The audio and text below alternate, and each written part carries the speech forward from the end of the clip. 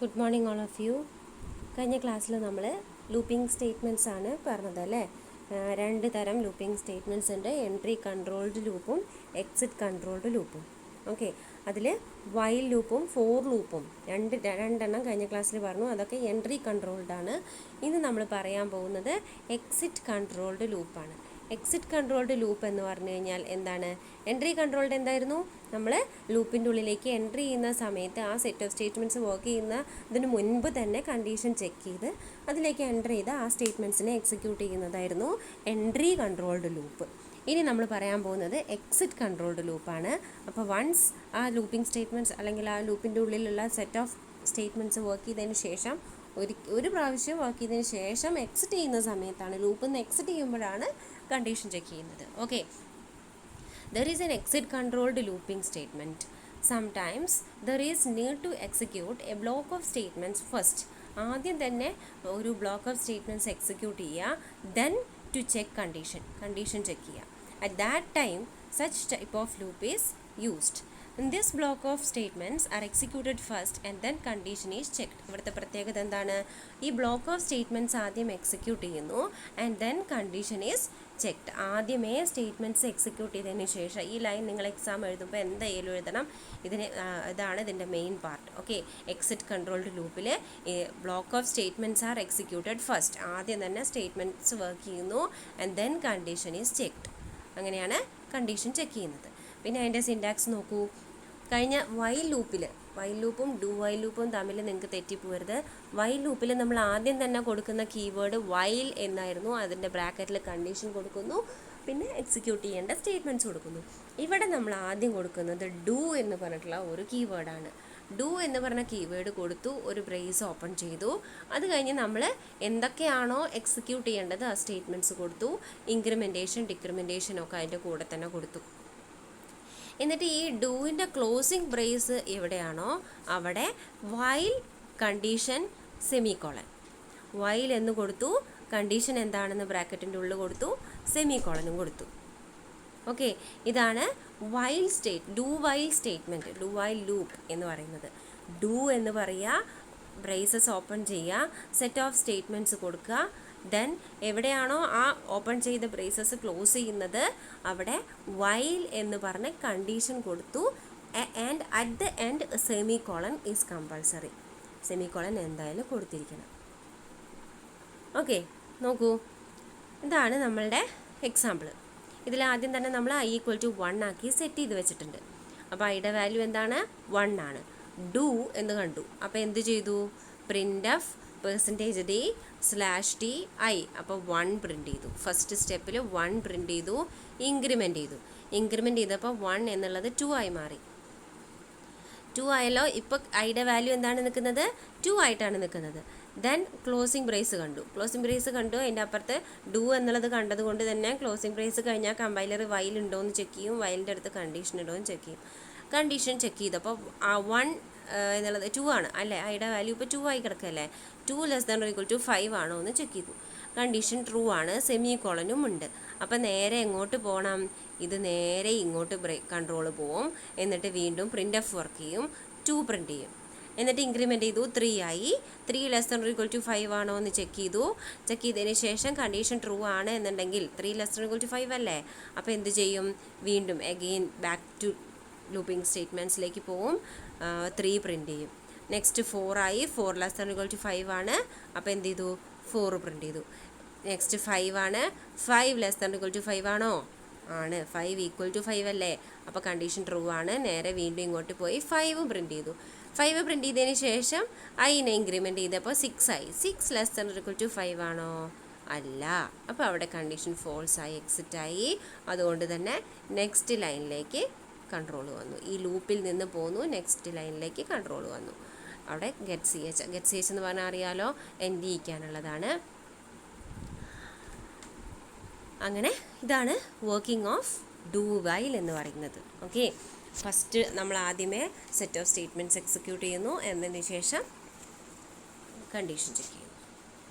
Okay, കിട്ടിയില്ലേ? Next, അപ്പം നമ്മൾ ലൂപ്പിംഗ് സ്റ്റേറ്റ്മെൻറ്റ്സ് 3 എണ്ണം പറഞ്ഞു.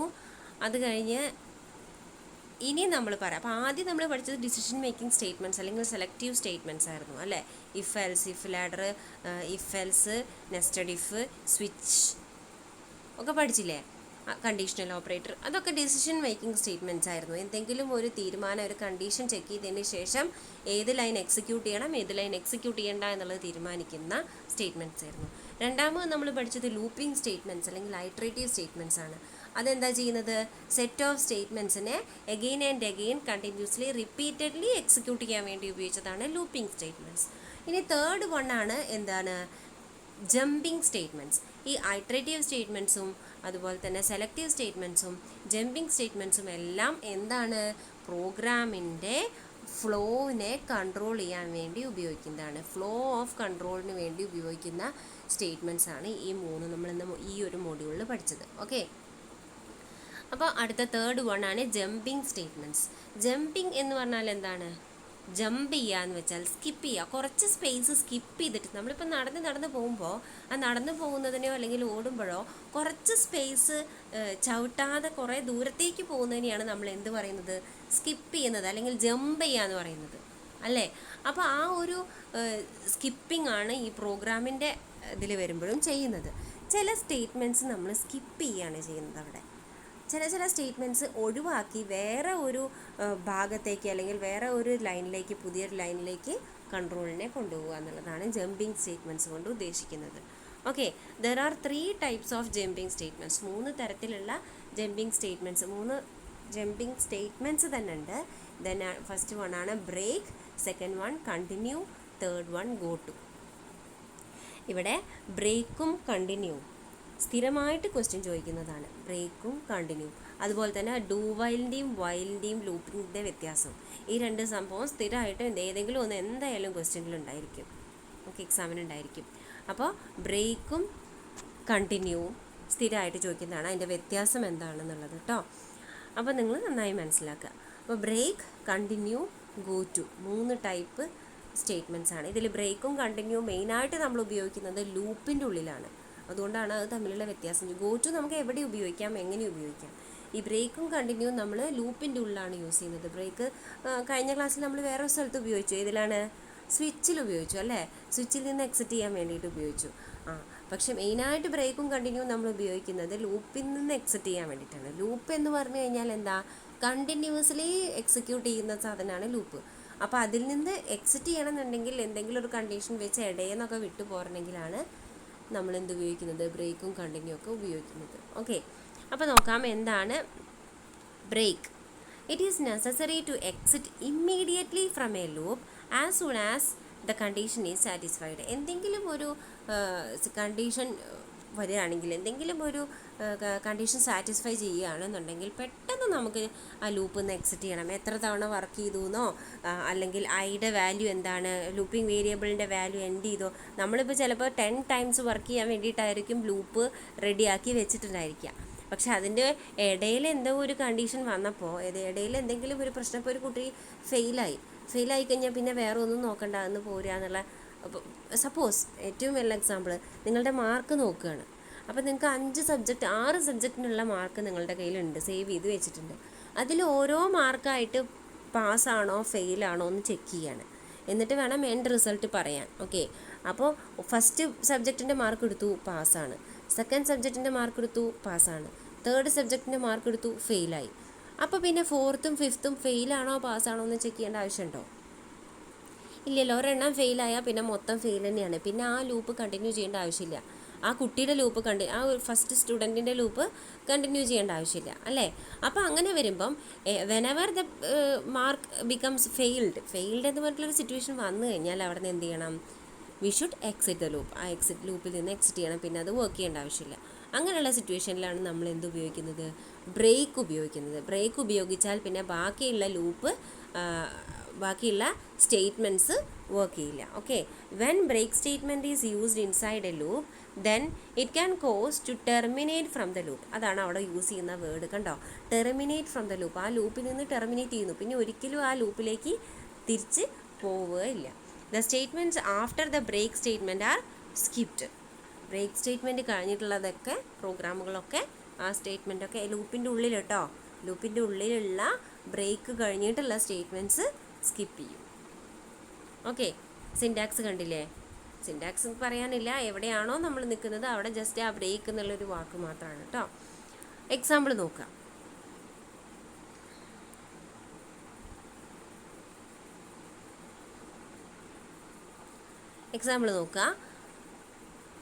ആദ്യം തന്നെ ഐ ഇനീഷ്യലൈസ് ചെയ്തു, i = 1. കണ്ടോ? ഫോർ ലൂപ്പിൻ്റെ ഉള്ളിൽ നമ്മളിവിടെ യൂസ് ചെയ്തത് ഒരു ഫോർ ലൂപ്പാണ്. കണ്ടോ? ആ ഫോർ ലൂപ്പിൽ ആദ്യം തന്നെ ഐ ഇനീഷ്യലൈസ് ചെയ്തു. ഐയുടെ കണ്ടീഷൻ കൊടുക്കുന്നത് എന്താണ്? << 10. അപ്പോൾ അതിൻ്റെ അർത്ഥം ഈ ലൂപ്പിലുള്ള ഈ വേരിയബിൾസ്, ഈ സ്റ്റേറ്റ്മെൻറ്റ്സ് എത്ര തവണ വർക്ക് ചെയ്യണം? ഐയുടെ വാല്യൂ 10 ആവുന്നത് വരെ വർക്ക് ചെയ്യണം. ആൻഡ് ദ ഇൻക്രിമെൻറ്റേഷൻ ഈസ് ബൈ 1 വെച്ചിട്ടാണ് ഇൻക്രിമെൻറ്റ് ചെയ്യേണ്ടത്. i++ എന്ന് പറഞ്ഞാൽ i = i+1 എന്നാണ് അർത്ഥം, അല്ലേ? അപ്പോൾ ഐ എന്നുള്ളത് 1 ആവും, 2 ആവും, 3 ആവും, 4 ആവും, 5 ആവും, 6 ആവും, 7 ആവും, 8 ആവും, 9 ആവും, ആൻഡ് ദെൻ 10 ആവും. എഗെയിൻ 11 ആയി കഴിഞ്ഞാൽ അപ്പോൾ ഫോർ ലൂപ്പിൻ്റെ നിയമപ്രകാരം എക്സിറ്റ് ചെയ്യണം. അപ്പോൾ ഇവിടെ ഫോർ ലൂപ്പ് വെച്ച് നോക്കുകയാണെങ്കിൽ എന്താണ് ചെയ്യേണ്ടത്?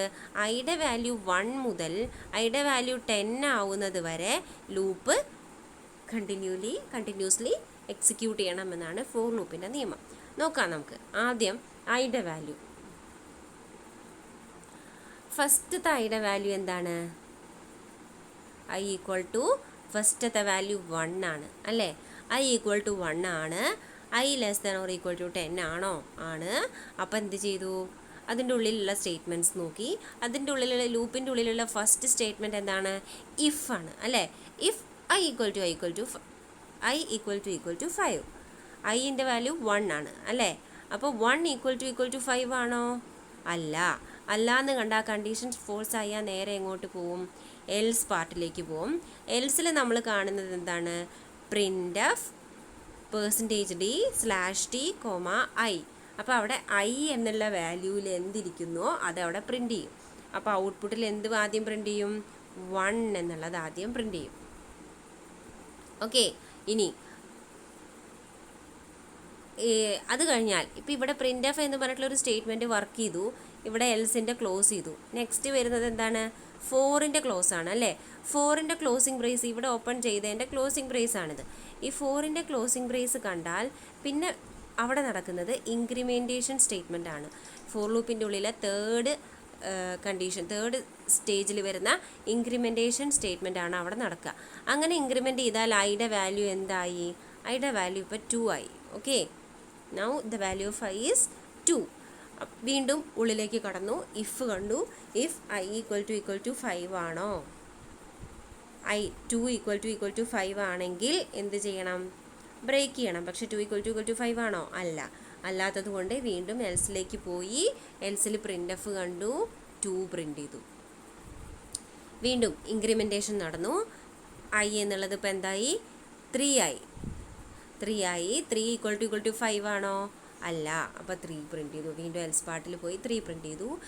അഗെയിൻ ഇൻക്രിമെൻറ്റ് ചെയ്തു. 4 ആയി. ഐയുടെ വാല്യൂ 4 ആയി. 4 ആയി കഴിഞ്ഞാൽ 4 = 5 ആണോ? അപ്പോൾ അഗെയിൻ 4 പ്രിൻ്റ് ചെയ്തു. നെക്സ്റ്റ് ഇൻക്രിമെൻറ്റ് ചെയ്തപ്പോൾ എന്തുണ്ടായി? ഐയുടെ വാല്യൂ ഇപ്പോൾ 5 ആയി. ഐയുടെ വാല്യൂ 5 ആയി കഴിഞ്ഞാൽ എന്ത് സംഭവിച്ചു?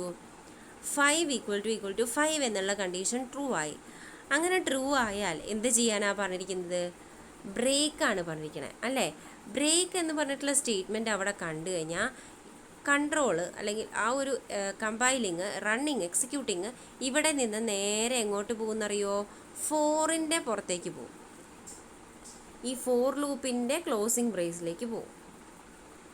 ഓക്കെ, ഫോർ ലൂപ്പിൻ്റെ ക്ലോസിംഗ് ബ്രേസിലേക്ക് പോയി അവിടെ എന്താ കണ്ട? ഗെറ്റ് ch ആണ്. അപ്പോൾ പ്രോഗ്രാമിൽ നിന്ന് എക്സിറ്റ് ആവും. ഓക്കെ, ഇങ്ങനെയാണ് നമ്മൾ എന്ത് വരുന്നത്? ബ്രേക്കിൻ്റെ ഉപയോഗം വരുന്നത്. മനസ്സിലായോ?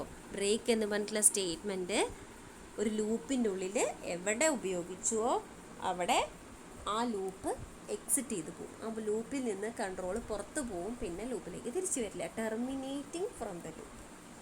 ഓക്കെ, ഇനി ഇതിപ്പോൾ നമ്മൾ ഈ i = 5 എന്ന കണ്ടീഷൻ കൊടുത്തത് കൊണ്ടാണ് 5 വരെയുള്ള വാല്യൂവിന് അത് വർക്ക് ചെയ്തത്. നമ്മൾ പ്രത്യേകിച്ച് കണ്ടീഷനൊന്നും കൊടുക്കാതെ വെറുതെ ബ്രേക്ക് കൊടുത്താൽ എന്ത് സംഭവിക്കും? ഫസ്റ്റ് ഐറ്ററേഷൻ തന്നെ അത് ആ ലൂപ്പിൽ നിന്ന് എക്സിറ്റ് ചെയ്ത് പോകും. ഓക്കെ, ഇനി നെക്സ്റ്റ് ആണ് കണ്ടിന്യൂ.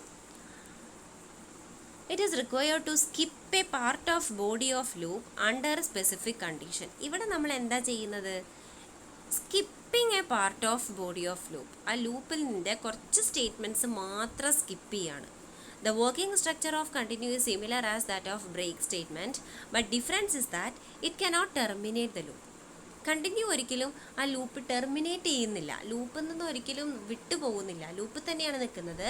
ജസ്റ്റ് ആ കണ്ടിന്യൂ കഴിഞ്ഞിട്ടുള്ള സ്റ്റേറ്റ്മെൻറ്റ്സിനെ ആ ഒരു കറണ്ട് ഐട്രേഷനിൽ മാത്രം സ്കിപ്പ് ചെയ്യും. ഇപ്പോൾ ഐയുടെ വാല്യൂ ഇപ്പോൾ ഇവിടെ നമ്മൾ ബ്രേക്കിന് പകരം കണ്ടിന്യൂ ആണ് ഉപയോഗിച്ചത് വിചാരിക്കുക.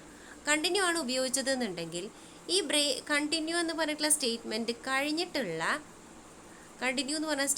കഴിഞ്ഞിട്ടുള്ള സ്റ്റേറ്റ്മെൻറ്റ്സ് ഉണ്ടല്ലോ, ഇത് ജസ്റ്റ് ഒന്ന് സ്കിപ്പ് ചെയ്യും. എന്നിട്ട് അടുത്ത ഐയുടെ വാല്യൂവിലേക്ക് പോവും, അടുത്ത ഐട്രേഷനിലേക്ക് പോവും. എന്താണെങ്കിൽ കണ്ടിന്യൂ സ്റ്റേറ്റ്മെൻറ്റ് ആണെങ്കിൽ. ബ്രേക്ക് ആണെങ്കിൽ പിന്നെ തിരിച്ചൊരു പോക്കില്ല. കണ്ടിന്യൂ ആണെന്നുണ്ടെങ്കിൽ എന്ത് ചെയ്യും? വീണ്ടും പോവും. ഓക്കെ, ദ വർക്കിംഗ് സ്ട്രക്ചർ എല്ലാം രണ്ടും സെയിം ആണ്. എന്താണ് ഡിഫറൻസ് പറയുന്നത്? Break statement is used to terminate the loop, and the continue statement it cannot terminate the loop. Loop ഒരിക്കലും ടെർമിനേറ്റ് ചെയ്യുന്നില്ല. It causes the loop to be continued.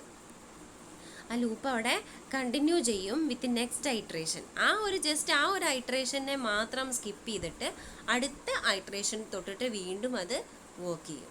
Okay, ഈ രണ്ട് വരി കേട്ടോ. It cannot terminate the loop എന്നുള്ളതും it causes the loop to be continued with the next iteration after skipping the statements in between. അത് രണ്ടും എക്സാമിന് എന്തായാലും എഴുതാം കേട്ടോ. Continues statement simply skip the statements and continues next iteration. Statements skip ചെയ്യുന്നു എന്നിട്ട് next iteration, ആ ഒരു ലൈൻ എഴുതിയാലും മതി. Continues statement simply skips the statements. ആ സ്റ്റേറ്റ്മെൻറ്റ്സ് സ്കിപ്പ് ചെയ്യുന്നു ആൻഡ് കണ്ടിന്യൂസ് നെക്സ്റ്റ് ഐട്രേഷൻ, അടുത്ത ഐട്രേഷൻ തുടങ്ങും. കണ്ടോ എക്സാമ്പിൾ നമുക്ക് നോക്കാം. കഴിഞ്ഞ അതേ എക്സാമ്പിൾ തന്നെയാണ്. ബ്രേക്കിൻ്റെ സ്ഥാനത്ത് കണ്ടിന്യൂ ആണെന്ന് മാത്രമേ ഉള്ളൂ വ്യത്യാസം. ഓക്കെ, അപ്പോൾ ആദ്യത്തെ വാല്യൂ ആദ്യം തന്നെ ഐയുടെ വാല്യൂ എന്ന് പറയുന്നത് 1 ആണ്. ഇഫ് ഐ ഈക്വൽ ടു 5 ആണോ? അല്ല. അപ്പോൾ എൽസിലേക്ക് പോവും. എൽസിലേക്ക് പോയി 1 പ്രിൻറ്റ് ചെയ്തു. നെക്സ്റ്റ് 2 ആയി. നേരെ 2 ഈക്വൽ ടു 5 ആണോ? അല്ല. അപ്പോൾ 2 പ്രിൻറ്റ് ചെയ്തു. 3ലേക്ക് വന്നു, 3 പ്രിൻറ്റ് ചെയ്തു. 4 പ്രിൻറ്റ്. ഇതെല്ലാം കഴിഞ്ഞ ഇതിലത്തെ മാതിരി തന്നെയാണ് കേട്ടോ. 5ൽ എത്തിക്കഴിഞ്ഞാലുള്ള വ്യത്യാസം എന്താണെന്നറിയോ? 5ൽ എത്തിയാൽ 5 ഈക്വൽ ടു 5 ആണ് അല്ലേ? അപ്പോൾ അതിൻ്റെ ഉള്ളിൽ ഇഫിൽ കണ്ടീഷൻ ചെന്ന് കഴിഞ്ഞാൽ കാണുന്നത് എന്താണ്? കണ്ടിന്യൂ എന്ന് പറഞ്ഞ സ്റ്റേറ്റ്മെൻ്റ് ആണ്. കണ്ടിന്യൂ എന്ന് പറഞ്ഞ സ്റ്റേറ്റ്മെൻറ്റ് കണ്ടു കഴിഞ്ഞാൽ പിന്നെ ആ ഒരു പാർട്ട്, ആ ഒരു ബാക്കിയുള്ള സ്റ്റേറ്റ്മെൻറ്റ്സ് വർക്ക് ചെയ്യില്ല. പക്ഷേ ഇൻക്രിമെൻറ്റേഷൻ നടക്കും. 5 എന്നുള്ള വാല്യൂ 6 ആവും. ഐയുടെ വാല്യൂ 6 ആയി മാറും. എന്നിട്ട് എന്ത് ചെയ്യും? വീണ്ടും കണ്ടീഷൻ ചെക്ക് ചെയ്യും. ഐ ലെസ് ഈക്വൽ ടു 10 ആണ്. വീണ്ടും ഇഫിലേക്ക് കടക്കും. അപ്പോൾ എന്ത് പ്രിൻറ്റ് ചെയ്യും? 6 പ്രിൻറ്റ് ചെയ്യും. ദെൻ ഐയുടെ വാല്യൂ 7 ആവും. 7 പ്രിൻറ്റ് ചെയ്യും. 8 ആവും. 8 പ്രിൻറ്റ് ചെയ്യും. അതിനൊന്നും വിഷമമില്ല. 9 ആവും. 9 പ്രിൻറ്റ് ചെയ്യും. ദെൻ 10 ആവും. 10ഉം അവിടെ എന്ത് ചെയ്യും? പ്രിൻറ്റ് ചെയ്യും. 11 ആയാൽ പിന്നെ ഫോർ ലൂപ്പ് പ്രകാരം എക്സിറ്റ് ചെയ്ത് വരും. ഓക്കെ, ഇതാണ് കണ്ടിന്യൂ ആണെങ്കിൽ നടക്കുക. അപ്പോൾ ബ്രേക്കും കണ്ടിന്യൂവും തമ്മിലുള്ള ഡിഫറൻസ് ചോദിച്ചാൽ ഈ എക്സാമ്പിൾ രണ്ടും എഴുതുക, അതിൻ്റെ ഔട്ട്പുട്ട് എഴുതുക, വർക്കിംഗ് പറഞ്ഞു കൊടുക്കുക, വൃത്തിയായിട്ട് ചെയ്യുക. ഓക്കെ, അടുത്തതാണ് go to statement. The go-to statement is a jump statement which jumps from one point to another point within a function or program. ഒരു ഫംഗ്ഷൻ്റെ ഉള്ളിലോ അല്ലെങ്കിൽ ഒരു പ്രോഗ്രാമിൻ്റെ ഉള്ളിലോ it jumps from one point to another point. എന്താണ്, എവിടെയാണ്, മുമ്പിലേക്കാണോ ബാക്കിലേക്കാണോ ഒന്നും പറയുന്നില്ല. ഒരു ലൈനിൽ നിന്ന് വേറെ ആ പ്രോഗ്രാമിലുള്ള ഏതെങ്കിലും ലൈനിലേക്ക് പോകണമെന്നുണ്ടെങ്കിൽ നമ്മൾ പറയുന്നതാണ് ഗോ ടു എന്ന് പറഞ്ഞിട്ടുള്ളത്. ആ ഫംഗ്ഷൻ്റെ ഉള്ളിലോ അല്ലെങ്കിൽ ആ പ്രോഗ്രാമിൻ്റെ ഉള്ളിലോ. Okay, go to statement is marked by label statement. Go to statement നമ്മൾ ഉപയോഗിക്കുന്നത് ലേബൽ എന്ന് പറഞ്ഞിട്ടുള്ള സ്റ്റേറ്റ്മെൻറ്റും കൂടി യോജിപ്പിച്ചിട്ടാണ്. അതെങ്ങനെയാണ്? ഇപ്പോൾ സപ്പോസ് നമുക്ക് ഏതെങ്കിലും ഒരു ഫംഗ്ഷൻ തുടങ്ങുന്ന സ്ഥലത്തേക്ക് ഒരു ലേബൽ കൊടുത്തു. ലേബൽ എന്ന് പറഞ്ഞിട്ട് ഒരു പേര്, ലേബൽ നെയിം കൊടുത്തു. ഇപ്പോൾ L1 എന്നാണ് വിചാരിക്കുക. ലേബൽ L1 എന്നിട്ടിട്ട് കോളൻ ഇട്ടിട്ടാണ്. അപ്പോൾ അതിൽ കണ്ടോ എറർ എന്ന് പറഞ്ഞിട്ട് കണ്ടോ ഇതാ എറർ എന്ന് പറഞ്ഞ ലേബലില്ല. എറർ എന്ന് പറഞ്ഞിട്ട് ഒരു കോളൻ ഇട്ടാൽ അതിൻ്റെ അർത്ഥം ഇതൊരു ലേബലാണ് എന്നാണ്. ഓക്കെ, എറർ എന്ന് പറഞ്ഞ ഒരു കോളൻ ഇട്ടാൽ ആ ERR എന്ന് പറയുന്നത് ഒരു ലേബലിൻ്റെ പേരാണ്. അപ്പോൾ ഈ പ്രോഗ്രാമിൽ എവിടെയെങ്കിലും ഗോ ടു ERR എന്ന് കണ്ടു കഴിഞ്ഞാൽ അത് നേരെ ഇങ്ങോട്ട് പോവും, ഇങ്ങോട്ട് കൺട്രോൾ പോവും. ഓക്കെ, ഗോ ടു ERR എന്ന് കണ്ടാൽ നേരെ ഇങ്ങോട്ട് കൺട്രോൾ പോവും. Okay, label statement can be used anywhere in the function above or below the go to statement. ഈ ലേബൽ എന്ന് പറയുന്നത് ഗോ ടു സ്റ്റേറ്റ്മെൻറ്റിന് മുന്നേയും നമുക്ക് ഉപയോഗിക്കാം, ഗോ ടു സ്റ്റേറ്റ്മെൻറ്റിന് ശേഷം ഉപയോഗിക്കാം. ഗോ ടു സ്റ്റേറ്റ്മെൻറ്റിന് മുന്നേ ആണെങ്കിൽ ഇതൊരു ലൂപ്പ് പോലെയാണ് വർക്ക് ചെയ്യുക. കാരണം ഇവിടെ ERR ഉണ്ട്, വർക്ക് ചെയ്ത് വന്നു, ഗോ ടു ARR എന്ന് കണ്ടു, അപ്പോൾ വീണ്ടും ഇങ്ങോട്ട് പോയി, പിന്നെയും ഇങ്ങനെ വന്നു, പിന്നെയും ഗോ ടു ERR കണ്ടോ. ഇതൊരു ലൂപ്പ് പ്രകാരമാണ് വർക്ക് ചെയ്യുക. എറർ എന്നുള്ളത് ഗോ ടുവിന് ശേഷമാണെങ്കിൽ ജസ്റ്റ് ആ ഒരു ഇത്രയും ലൈൻസ് സ്കിപ്പ് ചെയ്ത് പോകുന്നു എന്നുള്ളത് മാത്രമാണ് ഉദ്ദേശിക്കുന്നത്. Okay, label can be used anywhere in the function above or below the go to statement. Simple break statement cannot work here properly. സാധാരണ വെറുതെ ബ്രേക്ക് സ്റ്റേറ്റ്മെൻറ്റ് ആണെന്നുണ്ടെങ്കിൽ അതിവിടെ വർക്ക് ചെയ്യില്ല. ഈ സിറ്റുവേഷനിൽ നമ്മൾ ഉപയോഗിക്കുന്നത് എന്താണ്? Go to. ഓക്കെ, ബ്രേക്ക് ആണെങ്കിൽ തൊട്ട് താഴെയുള്ളതിനെ അല്ലെങ്കിൽ ആ ലൂപ്പിൽ നിന്ന് എക്സിറ്റ് ചെയ്യുന്നല്ലേ ഉള്ളൂ, അല്ലാതെ നമുക്ക് ഡിസയേർഡ് ആയിട്ടുള്ള സ്ഥലത്തേക്ക് നമുക്ക് എത്താൻ പറ്റില്ലല്ലോ. അതിന് വേണ്ടിയിട്ടാണ് ഗോ ടു ഉപയോഗിക്കുന്നത്. ഗോ ടുവിൽ നമുക്ക് ഈ കണ്ടീഷൻ വേണമെന്നൊന്നും ഇല്ല കേട്ടോ. സാധാരണഗതിയിൽ ഒരു കണ്ടീഷൻ വെച്ചിട്ടാണ് ചെയ്യുക, പക്ഷെ കണ്ടീഷൻ വേണമെന്ന് നിർബന്ധമൊന്നുമില്ല. നമുക്ക് എങ്ങനെ എവിടെ നിന്ന് വേണമെങ്കിലും ഗോ ടു കൊടുക്കാം. ഓക്കെ, ഇതാ ഇപ്പോൾ ഇവിടെ നമ്മളുടെ എക്സാമ്പിൾ പറഞ്ഞിരിക്കുന്നത് ഇതേ എക്സാമ്പിൾ തന്നെയാണ്. അതിൽ I=5 ആണെന്നുണ്ടെങ്കിൽ ആദ്യത്തെ എക്സാമ്പിളിൽ ബ്രേക്കാണ് കൊടുത്തത് അല്ലേ, അപ്പോൾ ആ മൊത്തം ലൂപ്പ് നിന്ന് എക്സിറ്റ് ചെയ്തു. രണ്ടാമത്തെ എക്സാമ്പിളിൽ ഗോ ടു ആണ്, കണ്ടിന്യൂ ആണെങ്കിൽ ആ ഒരു ഐട്രേഷൻ സ്കിപ്പ് ചെയ്ത് അടുത്ത ഐട്രേഷനിലേക്ക് വർക്ക് ചെയ്തു.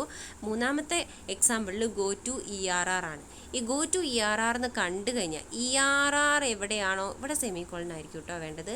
ഗോ ടു ERR കഴിഞ്ഞിട്ട് സെമിക്കോളൻ ആയിരിക്കും വേണ്ടത്. എൻ്റെ ഒരു ഓർമ്മ ശരിയാണെങ്കിൽ വർക്ക് ചെയ്ത് നോക്കുക. ഗോ ടു ERR എന്ന് പറഞ്ഞിട്ട് സെമിക്കോളൻ ആണ് ഇടേണ്ടത് കേട്ടോ.